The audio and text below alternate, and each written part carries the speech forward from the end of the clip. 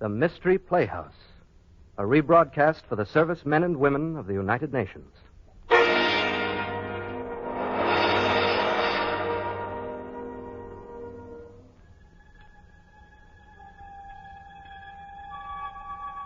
Good evening. This is Peter Loren. The circumstances leading up to horror and tragedy are many times as innocent seeming as a Sunday school picnic, and the perpetrators of evil appear often as ordinary, normal human beings. Yes, but they are capable of conceiving acts of diabolic destruction, as you will hear tonight in the Mystery Playhouse.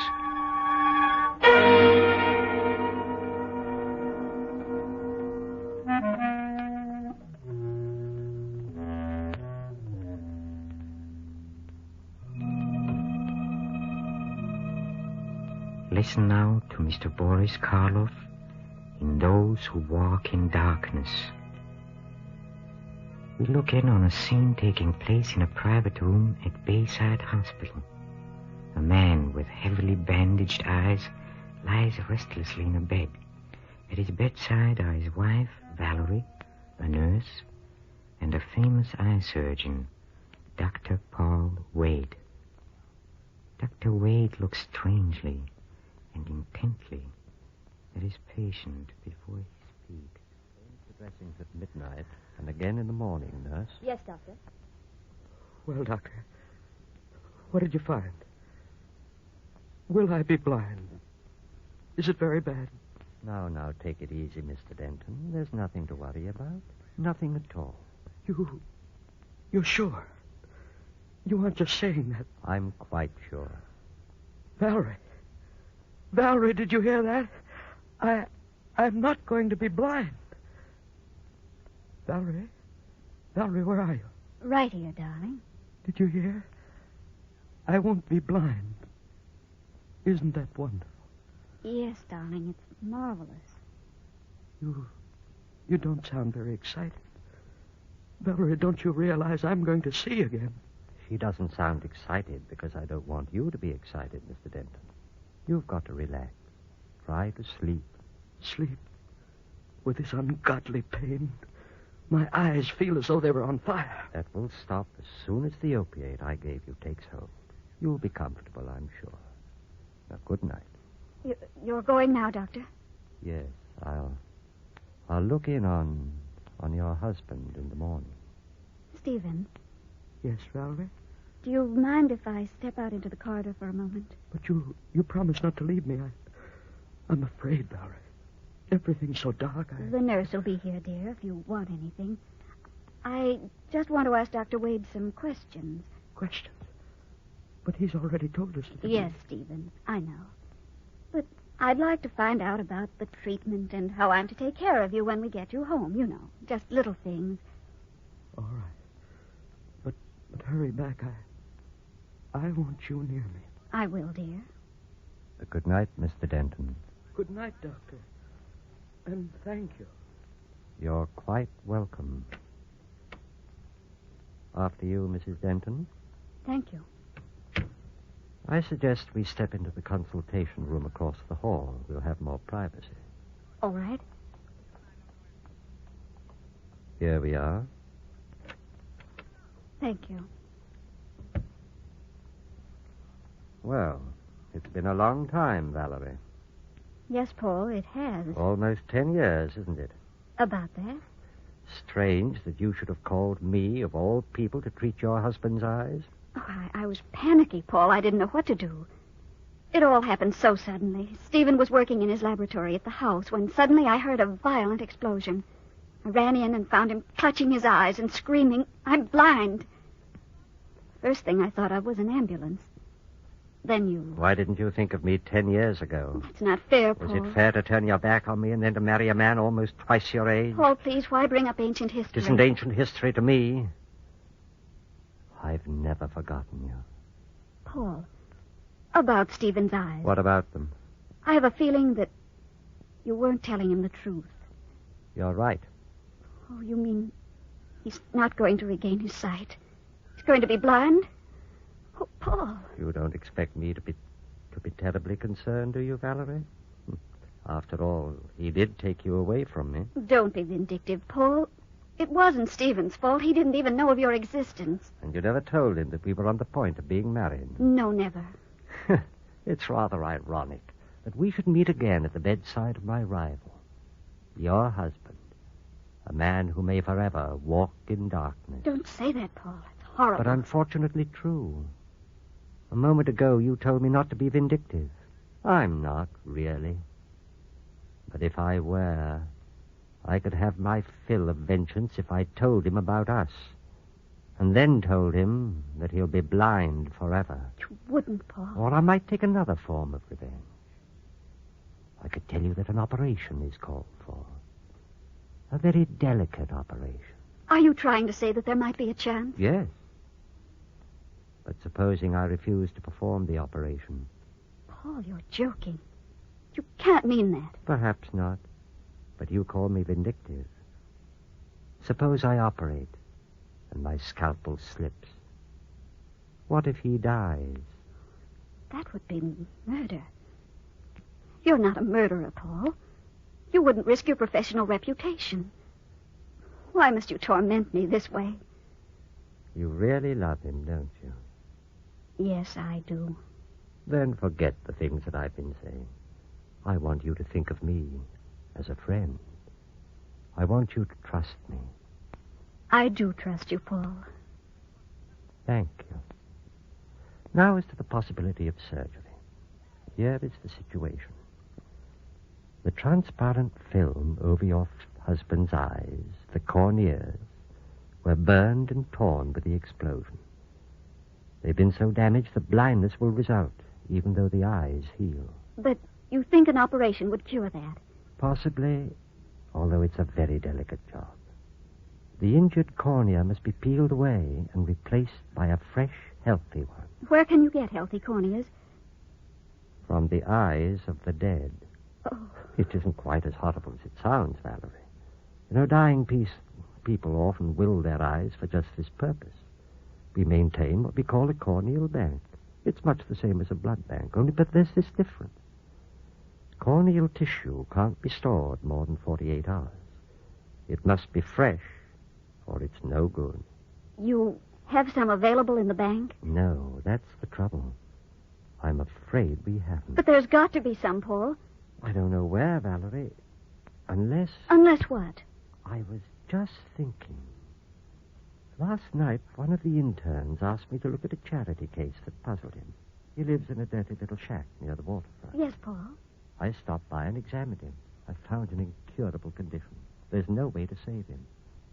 He won't live more than a day or two. But his eyes are healthy. You mean you think he might... I don't know. You'd have to have his consent, of course. Take me to him, Paul. I'm sure I can make him understand. Oh, it may not be so easy, Valerie. He's a strange person.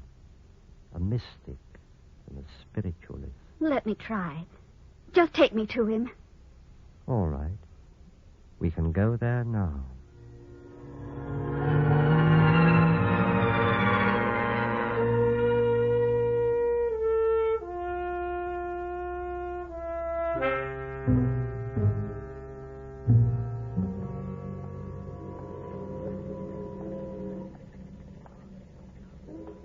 How can anyone live down here, Paul?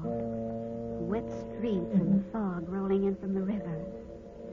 I shudder. You'd be surprised where people are forced to live. That's the house over there. That gray shack. Does he live alone? No. There's a toothless old woman. I don't know where he picked her up, who keeps house for him. She's rather hideous and, I suspect, a bit demented. So don't be frightened when you see her. I'll try not to be. Here we are. There's no bell. Those foghorns are giving me cold shivers. Yes, they do sound eerie. Here comes the old woman. Yes? We'd like to see Chandra, please. You can't. He's getting ready to go away. Chandra's going on a long journey. Yes, we know. We'd like to see him before he leaves. We are friends of his. Eh? I said we are friends of Chandra. I was here last night. Don't you remember? All right. Come in. His room's at the end of the hall. You know the way. I have to stay here by the stove. I'm cooking something. Yes, something for Chandra's journey. I see. Come, Valerie. Something for Chandra's journey.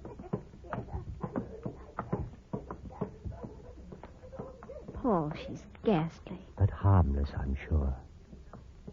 Here. This is the room. Dark in there. Yes, but there's a lamp burning. But the wick is down. I'll turn it up. There, that's better. Paul, there on the cot. Is he alive? Yes, still alive. Chandra. Chandra. Who calls Chandra? It's Dr. Way. You remember me? I was here last night. Yes. Chandra remembers, but it is too late. I am going away on a journey. I know. That's why I've come. I brought a young lady with me, Chandra. She has a favor to ask. Chandra has no favors to grant. Soon I will start to the other side. Let her tell you what she wants, Chandra. Now go ahead, Valerie. Chandra. Well, Chandra. My husband suffered an accident. An explosion. His eyes. Oh, Paul, I can't. You tell him, please.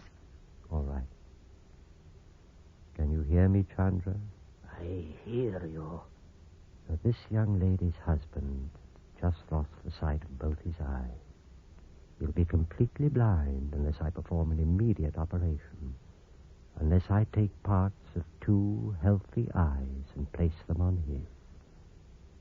She's asking that you give her your eye. Do you understand? I understand I am visited by those who would rob me. But you're going to die anyway. Die? No, you are wrong. There is no death. I am going on a journey. Please. Please help me, Chandra. No, I will need my eyes. I will need them to see into the great beyond, to guide me through eternity. The eyes are the windows of the soul. I'll give you anything you ask. No, I said no. Oh.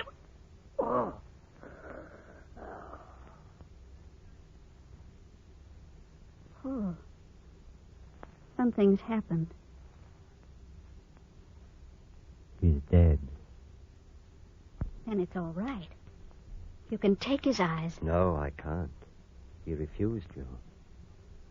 Paul, listen to me. A doctor's first duty is to the living, to heal them, to make them whole. What responsibility have you to this lifeless thing? It's a matter of professional ethics, Valerie. Paul, you've got to do it. For me.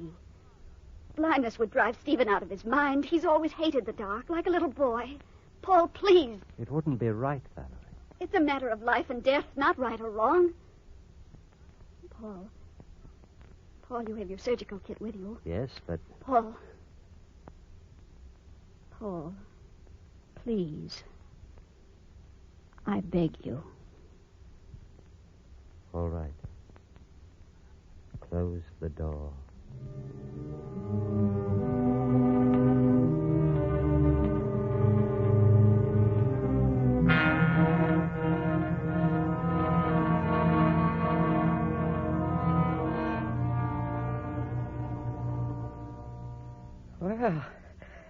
Well, it's good to be home again, Valerie.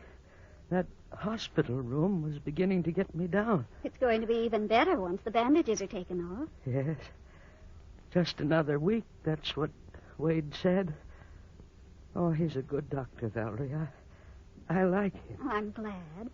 Imagine being able to see again after all these weeks of darkness. I've never liked the dark. Why, it will be like coming into a new world. Yes. Tell me, what sort of an operation was it, Valerie? Well, I don't know. You don't... You sound like you're trying to hide something. Oh, don't be silly, Stephen. Oh, that must be Paul. Dr. Wade, no. I'd better let him in, Stephen. I think Jenny's in bed. Good evening, Mrs. Denton. Good evening, Doctor. Sorry I'm so late, but I had an emergency call. Oh, it's quite all right. Hello, Doctor. Well, how is the patient? Oh, fine, thank you. And anxious to get these bandages off. Patience is a virtue. Yes. But blindness is a curse. Don't be so morbid, Stephen. You're very lucky. Yes. I know I am. It's a warm night, isn't it, Doctor? Yes, a lovely night. Stars and a new moon. They say a new moon's a good omen if you look at it over your left shoulder. Did you know I was superstitious, Doctor? Well, I guess we all are in one way or another. Yes. Oh, would it be all right if we took a short walk in the garden while Valerie makes some coffee? That is, if you have the time, Doctor. Yes, plenty of time. Well, can't I come along? Oh, no, this is a stag party. You fix some coffee for us like a good girl, and we'll be back shortly. All right. Here, we can go out through the terrace.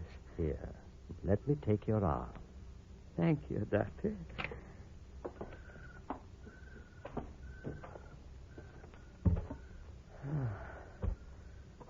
What a gorgeous night. Yes, isn't it? See how the moon is... Oh, sorry, old fellow. I forgot for a moment. That's all right. I'll be seeing it soon enough, thanks to you. And now you're seeing it for me. Over my left shoulder, I hope. Why, no. It's the right one. That's bad luck. Oh, but you couldn't possibly bring me bad luck, Dr. Wade. Not after giving me back my sight. You'll never know what you've done for me. No? No. You can't possibly know how much it was because you're not in love with Valerie.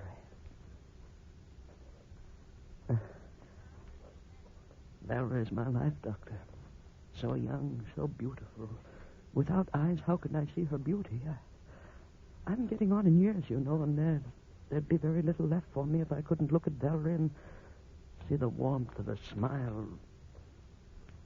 Oh, I don't expect you to understand that. Nobody can understand it except the one who's in love.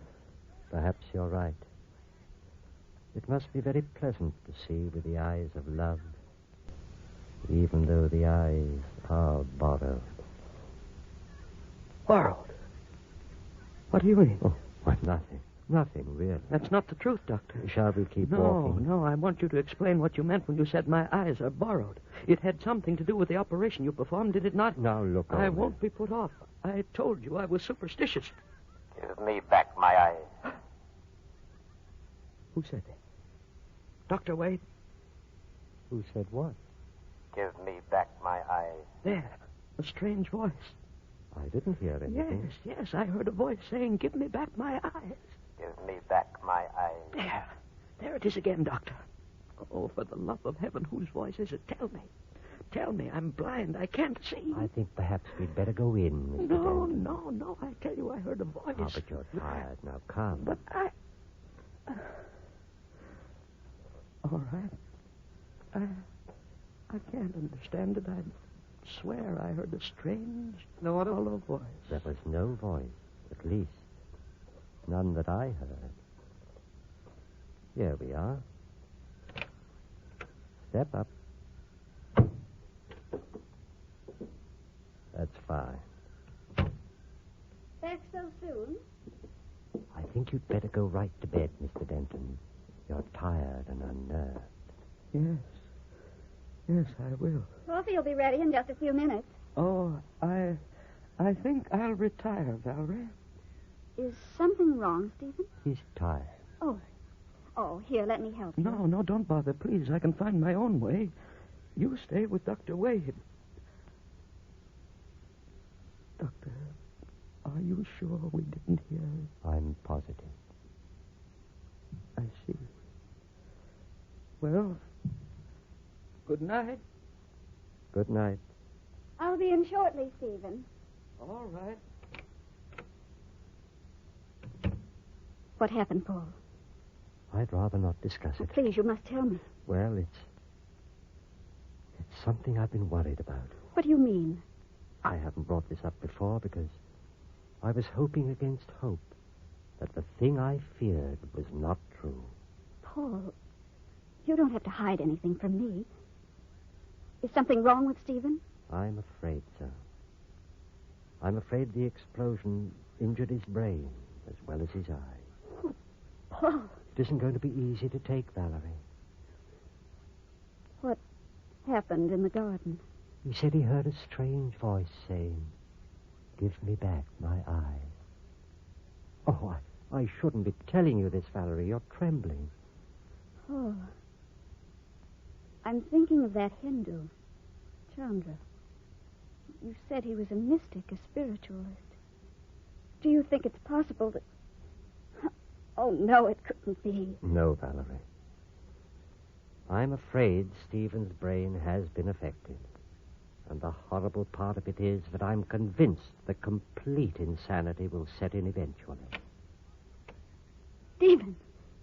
I heard what you said, Doctor. Oh, Stephen. It's all right, dear. Stephen, darling. Come back into the bedroom, Mr. Denton. I want to talk with you. No, Valerie. You stay out here. Or better yet, go and get me some hot water. Hot water? Yes, I think I'll change these bandages and I'll want the water boiled. So watch it for at least 6 minutes. Very well. I'll go to the kitchen. Now, Mr. Denton, shall we go into your room? It's no use, Doctor. Let me guide you. There. That's fine. I know you're trying to cheer me up, but I tell you it's no use, Dr. Wade.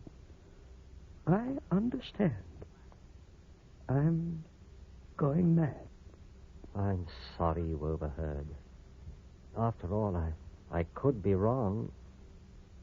Although you know it's true. I may as well be frank with you, Mr. Denton. Give me back my eyes. That voice. I tell you, Doctor, I keep hearing that voice. It's nothing. Your imagination is working overtime. Now, I'll get you a sedative. Valerie? Oh, here you are. I thought you were in the kitchen getting some water for me. No, I didn't go. You didn't fool me asking for hot water. Fool you? I'm afraid I don't understand. You monster. You horrible What monster. are you talking about? Get away from that door. Let me go into my husband. Let me tell him. Just a moment. Get your hands off me. Let me go. I should have known right from the beginning. Instead, I trusted you, had faith in you. Valerie. Holding me. You make my skin crawl. Valerie, I demand an explanation. You'll get it, all the explanation you want. I suspected something wrong when you sent me for hot water. That was just to get rid of me. Get me out of the way for 6 minutes. But I didn't leave this front room. Now, listen. I did listen. Bedroom door didn't quite latch. I saw what you did. He couldn't see you because his poor eyes are bandaged. He's blind. But I saw your lips move, and I heard you say the words, "Give me back my eyes." Valerie, will you please let me... If you don't get your hands off me, you unspeakable monster. Trying to drive Stephen mad, playing on his superstitions, his fear of the dark, of the unknown, to turn him into a raving maniac. Valerie, be quiet. Quiet? Why, you filthy, desperate... What was that? Stephen! Stephen! He shot himself. He's dead. Oh, Stephen. Valerie. Go away. Go away. Valerie, it was all for the best. Best. Let me talk to you, Valerie. I can explain everything. You murdered him. I did it for you, darling, for us. Come into the living room and let me explain. You murdered him. Just as if you'd held that gun to his head and pulled the trigger yourself. Please, darling. Go away. Leave me alone. Valerie, believe me, I did it to free you from a man who didn't deserve you. I did it so that you could know happiness with me. You're young, Valerie. You have years ahead of you. You're entitled to everything in life. You understand? Come into the living room. There, that's it. We're going to be so happy together. Let me close the door and shut out the last memory of what has gone before. Now, our life is before us. Here, sit down. My head, Paul. I have a terrible headache. I'll get you some aspirin. Where is it? In Stephen's laboratory. I'll get it. Let me help you. There.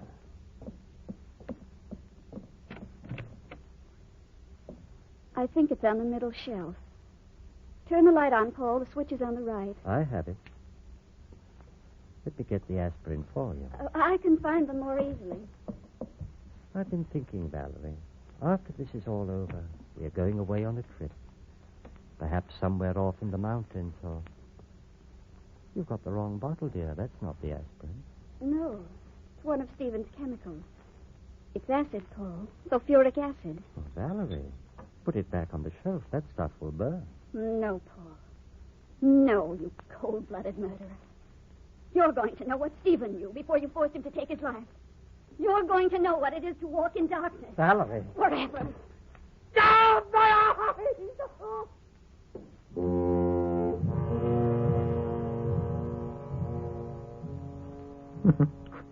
There, my friend, is a young lady who takes literally the old adage, an eye for an eye. Thank you, Boris Karloff and cast, for keeping our growing reputation for horror quite intact.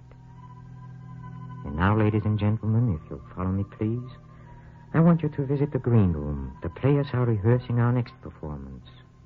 Come. Come, come.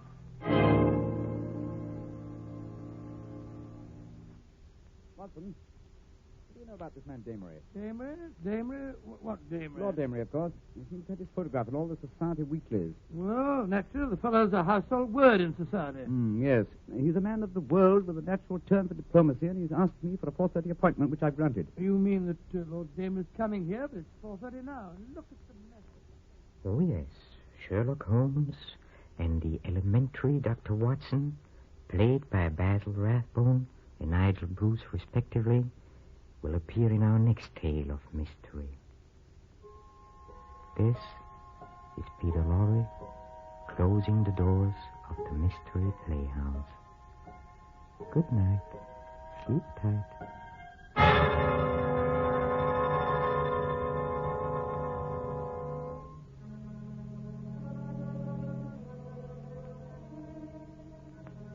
This is the Armed Forces Radio Service.